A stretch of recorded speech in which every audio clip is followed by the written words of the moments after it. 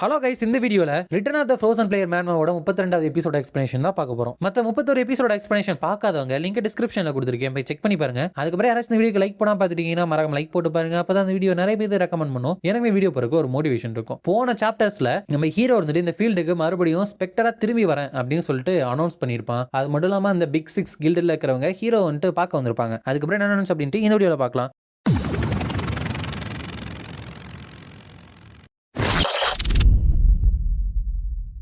சாப்டரோட ஸ்டார்டிங்ல எதுக்காக அந்த பிக் 6ல இருக்கிறவங்க திடீர்னு என்ன பார்க்க வரணும் அப்படின்னு நினைச்சிட்டு அவங்க என்ன ஸ்பெக்டரா பார்க்க வந்திருக்காங்களா அப்படிங்கிறப்ப இல்ல உன்ன பிளேயர்ஸையோ ஜுனோவா தான் பார்க்க வந்திருக்காங்க அப்படிங்கிறப்ப ஹீரோ வந்துட்டு ஏன் அவங்க அப்படி பார்க்க வரணும் இப்பதான் எனக்கு யோசிக்கவே தோணுது.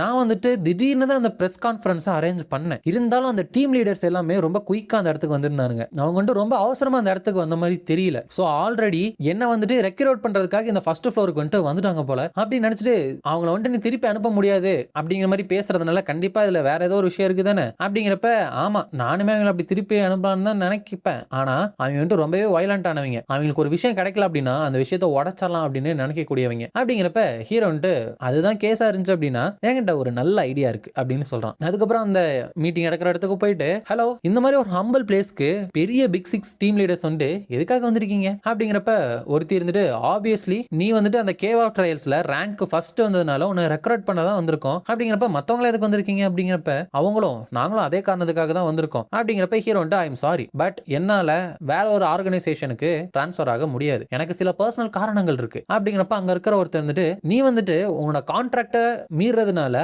அதுக்கு ஃபீஸ் கட்டணும்ல அதை நினைச்சு கவலைப்பட்ட அப்படின்னா தேவையில்ல கவலைப்பட எங்களோட கில்ட் இருந்து அதுக்கு ஃபுல்லாவே வந்துட்டு பே பண்ணிடுவாங்க அப்படிங்கிறப்ப ஹீரோ வந்துட்டு ஒரு வெப்பனை வர வச்சுட்டு இல்ல அது ரீசன் கிடையாது அப்படிங்கிறப்ப அங்க இருக்கிறவன் இது வந்துட்டு டீமன் பிஹேடிங் ஸ்வாட் தானே அந்த அண்டார்டிகா கேட்ல ஸ்பெக்டர் யூஸ் பண்ண அதே வெப்பன் அப்படின்னு நினைக்க ஹீரோ வந்துட்டு இந்த வெப்பன் என்ன அப்படின்னு சொல்றவங்க எல்லாத்துக்குமே நல்லாவே தெரியும். மிஸ்டர் ஸ்பெக்டர் இருந்துட்டு ஒரு ப்ரூஃபுக்கான டோக்கனா வந்துட்டு இது எனக்கு கொடுத்தாரு. எவர் சின்ஸ் அவர் ஃபீல்டு மேல வார டிக்ளேர் பண்ணதுல இருந்து செகண்ட் ஃப்ளோர்ல அவருக்கான ஆலைஸ் வந்துட்டு அவர் கேதர் பண்ணிட்டு இருக்காரு. அவரோட அபிஷியல் மெசஞ்சரா என்ன வந்துட்டு அவரு சூஸ் பண்ணிருக்காரு அப்படிங்கிறப்ப மத்தவங்க எல்லாம் ஸ்பெக்டரோட ஓன் ஆர்மியை கிரியேட் பண்றாங்க அப்படின்னு சொல்லிட்டு நம்பவே முடியலையே அப்படின்னு நினைக்கிறாங்க. பிரின்சஸ் இருந்துட்டு மிஸ்டர் ஸ்னேக் ஹெட் இருந்துட்டு அந்த ஸ்பெக்டரோட மெசஞ்சரா சூஸ் பண்ற அளவுக்கு க்ளோஸ் ஆனவர் அப்படின்னு சொல்லிட்டு நினைச்சே பார்க்கலையே. நம்ம எப்படியாச்சும் மிஸ்டர் ஸ்பெக்டரோட ஃபோர்ஸ்ல வந்துட்டு ஜாயின் பண்ணி ஃபீண்டை டிஃபீட் பண்ண ஹெல்ப் பண்ணா அது நம்மளுக்கு அன்இமேஜினல் அமௌண்ட் ஆஃப் ப்ரொமோஷனை வந்துட்டு எடுத்து கொடுக்கும். கண்டிப்பா நம்மளோட கில்டுல ஜாயின் பண்ணியே ஆகணும் அப்படின்னு நினைக்கிறாங்க. ஹீரோ வந்துட்டு ஸ்பெக்டர் டோட்டலா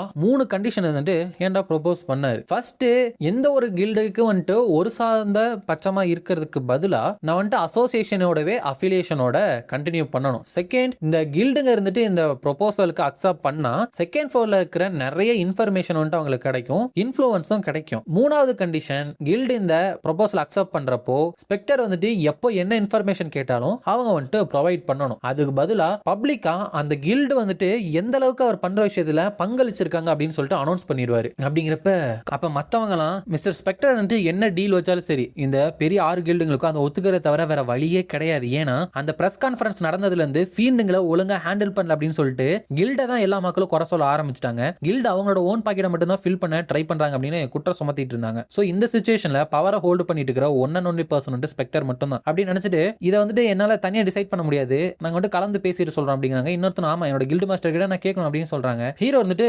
ஓகே நீங்க வந்து என்னன்னு முடிவு பண்ணிட்டு என்கிட்ட வந்து சொல்லுங்க, நான் வந்து கிளம்புறேன், ஏன்னா எனக்கு ஒரு அப்பாயின்மெண்ட் இருக்கு அப்படின்னு சொல்லிட்டு அங்க வந்து போயிடறான். அப்ப அங்க இருக்கிற மத்தவங்க எல்லாம் நம்ம வந்துட்டு நினைச்சது நடந்தே ஆகணும் அப்படின்னு சொல்லிட்டு இங்க வந்தோம், பட் கடைசியில் நம்மள வச்சுதான் கேம் விளாண்டாங்க. ஆஸ் லாங் அஸ் ஜுனோ இருந்துட்டு ஸ்பெக்டரோட மெசஞ்சரா இருக்கிற வரைக்கும் யாராலையுமே எந்த ஒரு கில்டுக்கும் அவனை ரெக்ரூட் பண்ண முடியாது. பட் மிஸ்டர் ஸ்பெக்டர் இருந்துட்டு ஒன் ஆஃப் த 5 ஹீரோஸ் அளவுக்கு அவன் ஸ்ட்ராங்கா வரும் அப்படின்னு சொல்லிட்டு பொட்டன்ஷியலை கண்டுபிடிச்சிருக்காரு அவங்கிட்ட. அப்படிங்கிறப்ப இன்னொரு ப்ராபப்லி மெசஞ்சரா சூஸ் பண்ணிருக்காருன்னா அதான் காரணமா இருக்கும். ஏன்னா மிஸ்டர் ஸ்பெக்டர் ஒருத்தவங்களோட டேலண்ட் எவ்வளவு இருக்கு அப்படின்னு சொல்லிட்டு கண்டுபிடிக்கிறதுல எவ்வளவு டேலண்ட் வாய்ந்தவர் அப்படின்னு சொல்லிட்டு ஆல்ரெடி ப்ரூவ் பண்ணிருக்காரு. ஏன்னா அந்த கில்பர்ட்டோ கிரீனுக்கு வந்துட்டு வெறும் ஒரே ஒரு டி ரேங்க் ஸ்கில் மட்டும் தான் இருந்துச்சு. எல்லாருமே இக்னோர் பண்ணப்போ ஒரே ஒரு பர்சன் மட்டும் தான் அவருக்கு எவ்வளவு பொட்டன்ஷியல் இருக்குன்னு கண்டுபிடிச்சாரு, அது ஸ்பெக்டர் தான் அப்படின்னு பேசிக்கிறாங்க. அதுக்கப்புறம் ஹீரோ வந்து போயிட்டு இருக்க பிரின்சஸ் மிஸ்டர் ஸ்னேக் நேக்கட் பார்த்து ரொம்ப நாள் ஆச்சுல, அன்னைக்கு வந்துட்டு ரொம்ப டிராமாட்டிக்கா நம்ம பிரிஞ்சோம், பட் மறுபடியும் இப்படி பார்ப்போம் நினைச்சு கூட பார்க்கல அப்படிங்கிறப்ப ஹீரோ வந்துட்டு யூ ஆர் ரைட், நம்ம வந்துட்டு செகண்ட் ஃப்ளோர்ல வந்துட்டு மீட் பண்ணலாம் அப்படின்னு சொல்லியிருந்தோம்ல. ஓ நீங்க வந்துட்டு எனக்கு தெரிஞ்சவங்க அப்படிங்கறதுனால உங்களுக்கு ஸ்பெஷல் ட்ரீட்மெண்ட்லாம் கிடைக்கும்னு நினைக்கல அப்படிங்கிறப்ப அவர் வந்துட்டு அஃப்கோர்ஸ் நாட், நான் வந்துட்டு ஒரே ஒரு விஷயம் கேட்கணும் மட்டும் தான் நினைச்சேன், மிஸ்டர் ஸ்பெக்டர் கூட நீங்க ரொம்ப க்ளோஸா அப்படிங்கிறப்ப ஹீரோ வந்துட்டு இல்ல வெறும் ப்ரொஃபஷனல் ரிலேஷன்ஷிப் தான் அப்படிங்கிறப்ப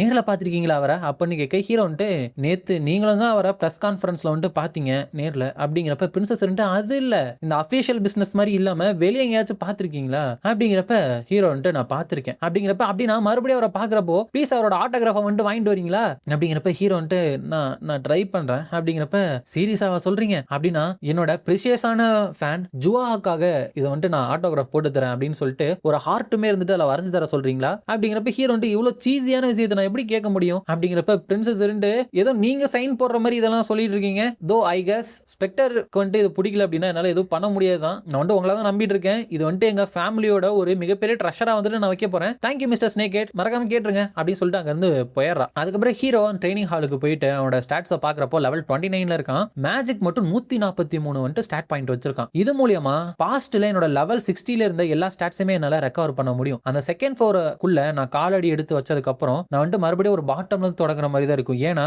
நான் ஸ்பெக்டரோட நேமை யூஸ் பண்ணாலும் சரி எனக்கு அந்த பிக் 6 கில்டுல இருந்து மேஜரான இன்ஃபர்மேஷன் வந்துட்டு தேவை. அந்த செகண்ட் ஃப்ளோரை கிளியர் பண்ணணும் அப்படின்னா என்னோட ஓல்டு டெக்னிக்கை நான் ரீஅட்ஜஸ்ட் பண்ணியே ஆகணும். நான் இப்ப மேஜிக்கை யூஸ் பண்ற அந்த வழி அப்படிங்கிறது ரொம்ப எஃபிஷியன்டானது தான், பட் நான் வந்துட்டு மேஜிக் பவரை சமன் பண்ண ரஷ் பண்றதுனால அதோட ஃபோர்ஸும் ஸ்பீடும் வந்துட்டு ரொம்ப லோவா இருக்கு. அதை ஃபிக்ஸ் பண்றதுக்கு என்கிட்ட ஒரே ஒரு விஷயம் மட்டும்தான் இருக்கு, அதுதான் பூஸ்டர் அப்படின்னு சொல்றான். அதோட இந்த சாப்டர் வந்துட்டு முடியுது.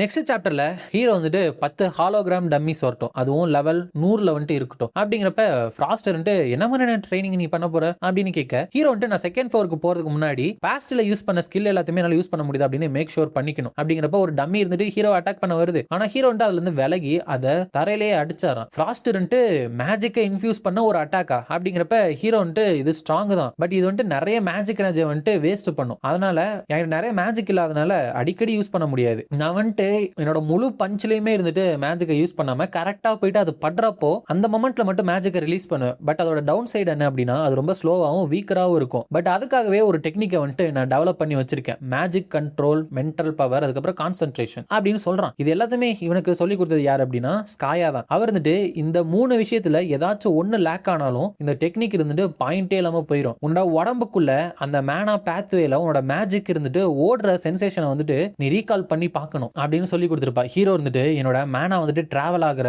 சென்சேஷனை வந்துட்டு நான் உணரணும், இதுதான் பூஸ்டர் அப்படின்னு சொல்லிட்டு அட்டாக் பண்றான். அந்த ஒரு அட்டாக்லயே அந்த இடத்துல ஒரு பெரிய டேமேஜ் வந்துட்டு ஏற்படுற மாதிரி இருக்கு. ஃப்ராஸ்டர் வந்துட்டு கான்ட்ராக்டர் உண்மையுமே நீ அமேசிங், பட் எதுக்காக நீ வந்துட்டு இந்த மாதிரியே நின்னுட்டு இருக்க அப்படிங்கிறப்ப ஹீரோ வந்துட்டு இது அதனால ஏற்படுற பின் விளைவு, ஜஸ்ட் பிகாஸ் என்னோட பாடி வந்துட்டு என்ஹான்ஸ்ட் ஆயிருக்கிறதுனால என்னோட மூளையோட ப்ராசஸிங் ஸ்பீடு வந்துட்டு ஃபாஸ்ட் ஆயிராது. இன் அதர் வேர்ட்ஸ் என்னோட பிரெயின் வந்துட்டு ஓவர் ஹீட் ஆயிரும். அதனாலயே என்னால ஸ்பெக்டரா இருந்தப்ப கூட வெறும் மேக்ஸிமம் 10 மினிட்ஸ்க்கு மட்டும் தான் என்னால இந்த பூஸ்டரை யூஸ் பண்ண முடியும். ஃபார் நவ் இந்த பேட்டில்ல யூஸ் பண்ற அளவுக்கு நான் ட்ரைனிங் எடுக்கணும் அப்படின்னு சொல்லிட்டு மறுபடியும் அந்த ஹாலோகிராம் டம்மிஸ் எல்லாத்தையுமே ரீஜெனரேட் பண்ணிட்டு இந்த வின்டர் கேசலை ஃபேஸ் பண்றதுக்குள்ள இதை நான் கத்துக்கிட்டு ஆகணும் அப்படின்னு சொல்றான். அதுக்கப்புறம் ஒரு வாரம் கழிச்சு ஃப்ராஸ்ட் அண்ட் கான்ட்ராக்டர் உன்னோட பாடி டெம்பரேச்சர் வந்துட்டு டேஞ்சரஸ்லி ரொம்ப அதிகமா இருக்கு அப்படின்னு சொல்லிட்டு தெர்மாமீட்டர் வச்சு காமிக்கிறா. ஹீரோவோ டேமிட் அப்படின்னு சொல்லிட்டு சண்டை போட்டு இருக்கப்ப ஃப்ராஸ்ட் ஸ்கில்லை யூஸ் பண்ணி உன்னோட டெம்பரேச்சர் வந்துட்டு குறை அப்படின்னு சொல்லிட்டு நான் ஆல்ரெடி உனக்கு அட்வைஸ் பண்ணியிருந்தேன் அப்படிங்கிறப்ப ஹீரோ நான் ஆல்ரெடி ட்ரை பண்ணிட்டேன். ஃபர்ஸ்ட் பிளேஸ் பூஸ்டரை யூஸ் பண்றதே ரொம்ப கஷ்டம், இதுக்கு மேல நான் ஃப்ராஸ்ட்டை வேற யூஸ் பண்ணேன் அப்படின்னா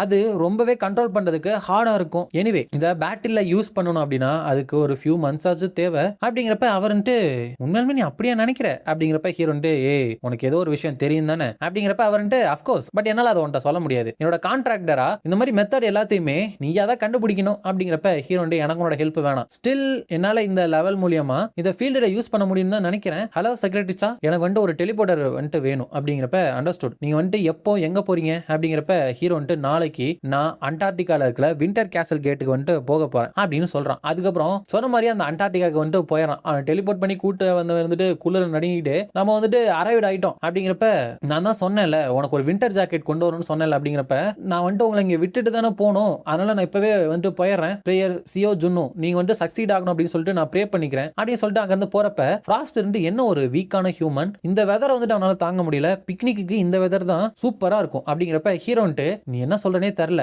என்னோட லெவலுக்கு என்னால கோல்ட வந்துட்டு தாங்கிக்க முடியும், அப்படி இருந்து கூட எனக்கே உரையிற மாதிரி தான் ஃபீல் ஆகுது. ஸோ இதுதான் வின்டர் கேசலோட கேட்டோட இன்ஃபர்மேஷன் அப்படிங்கிறப்ப ரெக்யர்மெண்ட் வந்துட்டு லெவல் 80 இல்லைனா அது கீழே இருக்கலாம், 30 பேர் வரைக்கும் போகலாம். கிளியர் பண்ணணும்னா அந்த வின்டர் கேசலோட லார்டு இருக்கான் இல்லையா, அவனை வந்துட்டு டிஃபீட் பண்ணணும், டிஃபிகல்ட்டி வந்து ப்ரூட்டலா இருக்கும் அப்படின்னு போட்டிருக்கு ஹீரோ வந்துட்டு. ஸோ இந்த கேட்டை தான் செகண்ட் ஃப்ளோர்ல இருக்கிற பிளேயர்ஸால கூட கிளியர் பண்ண முடியலையா அப்படிங்கிறப்ப ஃப்ராஸ்ட் இருந்துட்டு இதுக்காக மென்டலா ப்ரிப்பேர் ஆகிறதுக்கு உனக்கு டைம் எதுவும் வேணுமா அப்படிங்கிறப்ப ஹீரோ வந்துட்டு இல்ல ஆல்ரெடி நான் ப்ரிப்பேர் ஆயிட்டேன் அப்படின்னு சொல்லிட்டு உள்ள போயிட்டு இதோட போட்டு இந்த ரெக்கமெண்ட் படி வின்டர் கேசலோட லார்டை வந்துட்டு டிஃபீட் பண்ணணும். பட் அந்த கேசல் வந்துட்டு இங்க எங்க இருக்கு அப்படிங்கிறப்ப ஃப்ராஸ்ட் இருந்துட்டு நார்த் வெஸ்ட் சைடு போ அப்படிங்கிறப்ப ஹீரோ வந்துட்டு ஹே நம்ம எங்க இருக்கோம் அப்படின்னு சொல்லிட்டு உனக்கு தெரியுமா அப்படிங்கிறப்ப அவர் வந்துட்டு எனக்கு தெரியும், ஏன்னா இதுதான் நான் ரூல் பண்ணிட்டு இருந்த ஐஸ் கிங்டம் நில்ஹைம் அப்படின்னு சொல்றா. அதோட இந்த சாப்டர் வந்துட்டு முடியுது. இந்த வீடியோ பிடிச்சிருந்தா மறக்காம லைக், ஷேர் அண்ட் சப்ஸ்கிரைப் பண்ணிருங்க. உங்களை நான் அடுத்த வீடியோல பார்க்குறேன்.